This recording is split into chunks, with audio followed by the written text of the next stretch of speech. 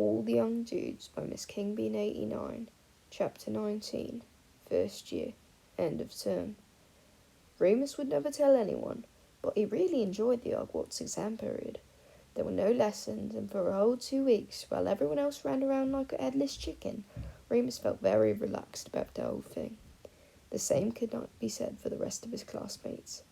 Lily Evans had taken to ambushing other students in the library and common rooms, demanding that they quiz her on 18th century goblin riots. Peter seemed to be constantly muttering to himself under his breath, wringing his hands together. Marlene McKinnon and Mary MacDonald, 2 Gryffindor first years Remus usually tried to avoid, kept bursting into fits of hysterical giggles from the nerves. James and Sirius appeared to be acting out with more bravado than ever, setting off flameless firecrackers in the corridors and performing banishing spells on unsuspecting students' book bags in the library. Remus couldn't tell if the 2 of them were just responding to the general atmosphere of anxiety, or whether they were expelling their own nervous energy. The older students had no sympathy for their younger counterparts. Frank Longbottom gave out more detentions during the last week of term than he had all year, and even threatened to take 50 points from Gryffindor if James and Sirius didn't stop levitating inkwells in the common room. Remus felt they had actually got off easy.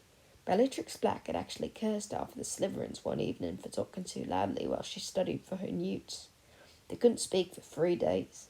Med and Pomfrey had to grow their tongues back. Their first exam was Charms, which had Remus off to a good start. All they had to do was bewitch a coconut to dance an Irish jig, which he had privately thought was very easy. He, James, and Sirius had managed without a problem, though Peter's coconut at first refused to move at all, and then lost control once it finally got going and ended up spinning off the desk, smashing all over the flagstones. Transfiguration went almost as well, though it was a trickier subject. The task was to turn a stag beetle into a pepper shaker. Sirius completed this in minutes, barely concealing his pride as McGonagall commented that it was the best example of small-scale transfiguration she'd ever seen from a first year. Remus's shaker wasn't too bad, though it was still shiny and black, whereas Sirius had somehow managed to make his glass. James attempted porcelain, and seemed to have done it well until McGonagall tried to shake some pepper out of it, and it spread its wings and flew out of the window, causing Marlene and Mary to shriek. Peter's pepper pot still had legs and antlers even after an hour. Biology and history of magic were both written exams. Remus surprised himself by writing the longest history essay of the whole class. He had to ask Peter, sitting next to him, for extra parchment. Apparently, there was plenty to be said about the goblin riots after all. Potions was easier than he expected. They had to brew a cure for what from memory. Having a very good memory from the years of practice, Remus knew he had all the ingredients and quantities right, even if his preparation skills were lacking precision.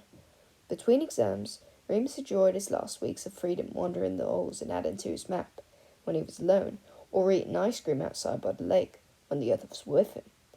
He'd recently found a corridor that smelled vaguely of chocolate, but couldn't work out what that meant. It was nowhere near the kitchens. The days were much warmer now, and as June opened up, the testing came to a close, the marauders' minds turned to mischief. "It's got to be big," James said, decisively.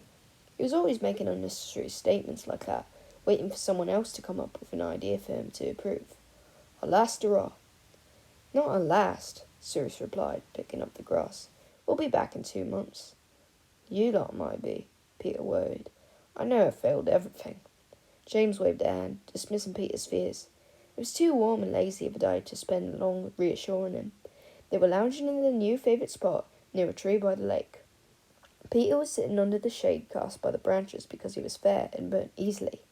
James and Sirius had stripped off their robes and rolled up the sleeves of the brilliant white uniform shirts to combat the heat. Remus simply lay in the sunshine, robe still on to cover up his freshest injuries, enjoying the warmth sinking into his aching joints. He liked the spot because the Whomping Willow was behind them, so they didn't have to look about it. "Have we got any dung bombs left?" Remus asked, squinting up at the blue sky, then closing his eyes to look at the patterns burned into his retinas. "Yeah, a few. Not enough for a big send-off, though." "How big are you thinking, exactly?" "Bigger than dung bombs," James replied, cleaning his glasses, as he often did when he was thinking. "Big enough so that everyone knows it was us." "They'll know it was us. McGonagall always knows," Sirius put in. standing up and skimming a stone across the lake. It bounced 5 times. Sirius was amazing at skimming stones. He had this fluid sort of grace that was more animal than human. He drove Remus mad. After all, he was the one that wasn't strictly human, and he had the natural grace of a flubberworm. They might think it's the Pruitts, James shot back. They've been beating us all year. Nothing beat the Pixies, Sirius said defensively. He threw another stone. This time, on its 4th bounce, a long, silvery tentacle rose from the water and batted it back towards him lazily. Sirius grinned. And the itching power was pretty good, you have to admit, Remus murmured, flinging an arm over his face. Exactly, Sirius continued enthusiastically. You've got to give us points for ingenuity there. And the rain cloud, Peter piped up, eager to be involved. They all fell quiet. Remus sat up. They hadn't talked about that incident at all since January. Peter gnawed at his lip, realising what he'd done. Sirius shook his head, changing the subject. Anyway, point is, the 4 of us had more detentions than the rest of Gryffindor combined this year. What more do you want to do, James? Sign our work? He pulled back his arm to throw a stone back into the lake, but James leapt up and grabbed his shoulder, causing him to drop it. Oi! Sirius frowned, annoyed. What are you playing at? That's it, James jumped excitedly. We sign our work. You what? Remus squinted at the both of them. He wished he hadn't stared at the sun for so long. His eyes were fogged over and he was starting to get a headache. Sign our work, James repeated, as if he was making perfect sense and they were all too thick to get it. He sighed impatiently. We'd make our mark on Hogwarts, literally. Are you talking about defacing school property, Potter? Sirius arched his dark eyebrow, joy written all over his face. I might just be, Black. James wiggled his own eyebrows in return. He couldn't raise just one like Sirius could. Well, I say, old man, Sirius grinned, adopting an even more plummy aristocratic accent than usual. What do you say, old bean? Oh, I say it's simply a ripping idea. Oh, spiffing. Good show. Rather. They both dissolved into giggles, falling on the ground and wrestling. Remus and Peter shared a look. This sort of thing was happening more and more. James and Sirius would get caught up in one of their own plays and leave the others behind. Remus stood and went over to sit with Peter. Any idea what they're on about? He asked the smaller boy. Peter was red in the face, his forehead creased. He was clearly thinking deeply. They want us to write our names somewhere. On the walls? He said, slowly. What? Remus asked. Like, carve it into the stone or something. That's a bit permanent, isn't it? Sirius and James continued wrestling. James was larger and usually had the upper hand, but Sirius fought dirty. That's all I can think of, Peter shrugged. James says he wants it to be big. The walls are the biggest. Oh. Oh! He jumped up. Lads, he squeaked. I've had an idea. Blimey! James and Sirius stopped at once. James had Sirius in a headlock, and Sirius's ankle was just inching around James's, ready to yank and topple them both. Are you feeling okay, Pettigrew? The lawn, Peter continued, pacing as he thought out loud. It's the biggest canvas, and it wouldn't have to be permanent if we use Quick-Grow Potion. Remus sighed deeply. Why wasn't anyone making any sense today? And so it was down to James' desire for notoriety and Peter's desperation to prove himself that all 4 of them found themselves back on the grounds after dark on the last day of the term. They'd had 2 weeks to plan it, ordering supplies from the greenhouse and learning various colour-changing incantations. In the meantime, they learnt that they had all passed their exams, even Peter. Remus had come first in history of magic, and second in charms, to Lily Evans, which he tried not to let bother him. Ouch! That was my foot. Sorry, I can't see a thing. It's dark out, idiot. Ouch! That was my foot. Can we take the cloak off now? Yeah, I think so. They had dragged a heavy sack of hydrangea seeds all the way down from the tower. Well, Remus and Peter had. Sirius and James decided that they would lead the way. Right, James said, businesslike, hands on his hips. Did we agree to write love or from? From, Peter said. I prefer love, Sirius said. Oh, of course you do, Black. James ruffled his hair playfully, causing Sirius to duck and pull a face. Love it is, then. Come on, gentlemen, to work. An hour later, the sacks of seed was empty, and Remus was following the trail the others had, dribbling the quick grow potion over the ground. Are we sure we spelled everything right? James scratched his head, messing up his hair even more. Too late now, Sirius replied, wiping sweat from his eyebrow. Look, we better go. Sun's coming up. He pointed to the sky, which was beginning to glow pink. The colour-changing spell. Quick! I did it already, Remus said, finishing the last of the potion, while they were still in the bag. Good thinking, Lupin. Sirius slapped him on the shoulder. Knew you were the logical one. Since when? Remus thought to himself.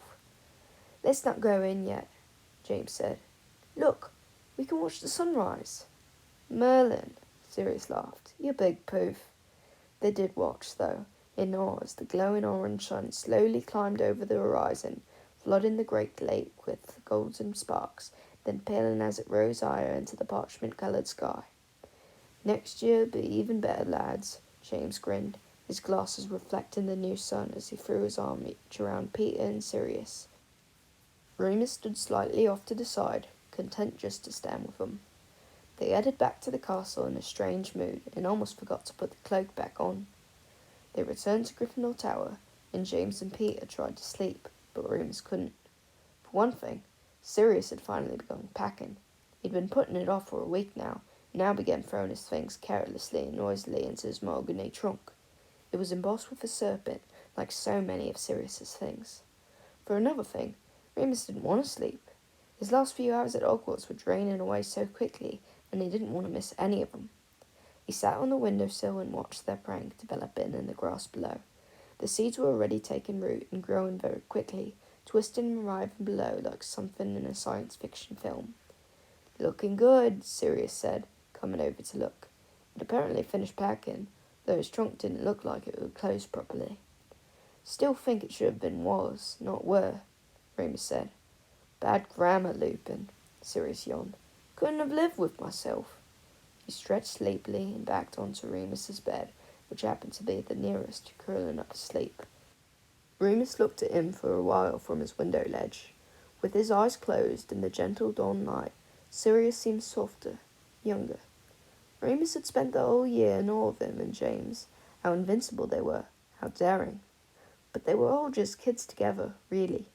And no matter how big their final prank was, it wouldn't stop the train from coming back tomorrow to take Remus back to St. Edmund's and Sirius back to wherever he lived, a house where the portrait shouted at him and his family didn't care that he'd come out on top of Transfiguration.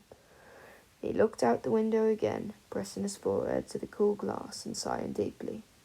It was a really good prank. They all ought to be proud. McGonagall would throw a fit. Dumbledore would probably like it. There was no need to feel so gloomy. It was only 2 months. 50 feet below, the hydrangeas finally bloomed, and Remus's heart skipped a beat. The gaudy flowers flashed below in Gryffindor colours, bright crimson and glimmering gold, blaring out their wonky lettered message. The marauders were here.